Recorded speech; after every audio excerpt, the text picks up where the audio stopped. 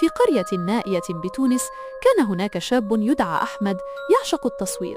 اكتشف في أحد الأيام صورة قديمة في منزل جدته، صورة لامرأة جميلة كانت تظهر وكأنها تبتسم في ملامحها. قرر أحمد أن يحتفظ بها، فصورها بهاتفه المحمول.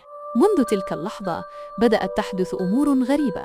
كلما نظر إلى الصورة على هاتفه كانت ابتسامة المرأة تتسع أكثر. في الليل كان يسمع همسات خافتة من داخل الهاتف وكأنها تطلب منه شيئا. قرر أحمد التخلص من الصورة، لكنه عندما حاول حذفها ظهر له رسالة غريبة على الشاشة: لن تستطيع الهروب. المرأة في الصورة أصبحت تلاحقه أينما ذهب. في أحد الأيام اختفى أحمد بشكل غامض ولم يعثر له على أثر. أما الصورة فقد كانت تشاهد الآن على جدران منزله وكأنها كانت تراقب الجميع. لا تنسى لايك والاشتراك في القناة ليصلكم كل جديد.